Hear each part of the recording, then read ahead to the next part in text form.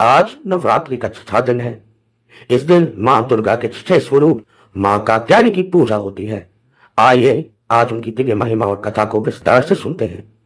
मां कात्यायनी का स्वरूप मां कात्यायनी सिंह पर सवार रहती है। उनकी चार भुजाएं हैं। एक हाथ में तलवार, दूसरे में कमल, तीसरा हाथ अभय मुद्रा और चौथा हाथ आशीर्वाद देने की मुद्रा में रहता है। उनका रूप रौद्र भी है और करुणामयी भी। उनके तेजा से तीनों लोग प्रकाशित हो जाते हैं। जन्म की कथा पुराणों के अनुसार महर्षि कात्यायन तपस्वी और भक्तिपूर्ण ऋषि थे। उन्होंने वर्षों तक मां आदि शक्ति की कठोर तपस्या की और प्रार्थना की माता उनके घर पुत्री के रूप में जन्म ले।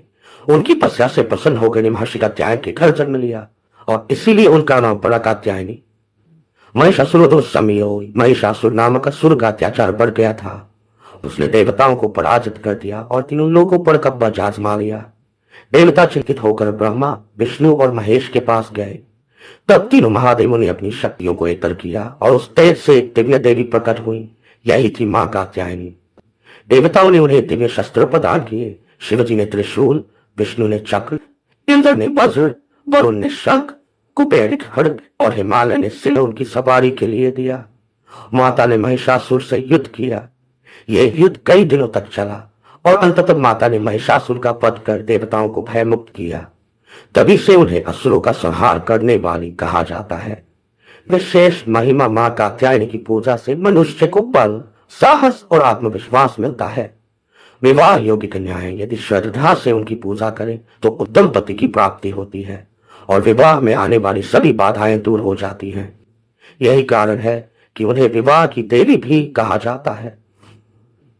गोपियों की कथा भागवत पुराण में वर्णन है कि वृंदावन की गोपियों ने भी मां कात्यायनी की पूजा की थी।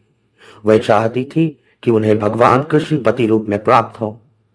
उन्होंने व्रत किया, पूजा की और माता से प्रार्थना की। माता उनकी भक्ति से प्रसन्न हुई और उनके मन की मुराद पूरी की।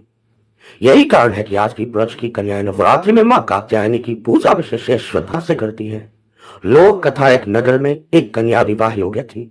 उसका विवाह बार बार ये होकर टूट जाता था। परिवार बहुत चिंतित था। उस कन्या ने नवरात्रि में 6 दिन मां कात्यायनी का व्रत रखा और पूरे मन से उनकी आराधना की। रात में माता स्वप्न में प्रकट हुई और बोली, बेटी अब तेरे विवाह में कोई बाधा नहीं आएगी। कुछ समय बाद उसका विवाह एक योगी धर्मप्रिय युवक से हुआ। तब से उस नगर में कन्याएं विशेष रूप से छठे दिन मां कात्यायनी का व्रत करती है। पूजा विधि, नवरात्रि के छठे दिन मां कात्यायनी की पूजा में पीले और सुनहरे रंग के फूल अर्पित करना शुभ माना जाता है। मां को शहद और हलवा विशेष प्रिय है। यदि भक्त सच्चे मन से उन्हें भोग अर्पित करे और ध्यान लगाए तो माता की कृपा से उसके जीवन में समृद्धि और शांति आती है। आप में मां कात्यायनी केवल बाहरी शक्तियां ही नहीं देती बल्कि आंतरिक शक्ति भी प्रदान करती है। उनकी आराधना से व्यक्ति के मन का भय दूर होता है, साधक को साधना में सिद्धि प्राप्त होती है और वह आत्मविश्वास से भर जाता है। आधुनिक प्रसंग कहा जाता है कि कुछ वर्ष पहले एक साधक ने विवाह और पारिवारिक जीवन में लगातार असफलता का सामना किया। उसने 6 दिन मां कात्यायनी का व्रत किया, भोग लगाया और उनका ध्यान किया। धीरे धीरे उसके जीवन में सकारात्मक परिवर्तन आने लगे। परिवार में शांति हुई और विवाह भी सफलतापूर्वक संपन्न हुआ।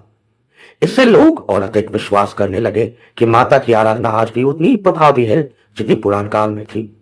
निष्कर्ष, मां कात्यायनी की कृपा से भक्त को साहस, विजय और सुखी जीवन मिलता है।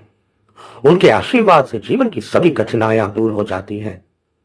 भाइयों और बहनों, ये थी नवरात्रि के 6 दिन पूजित देवी मां कात्यायनी की पावन कथा।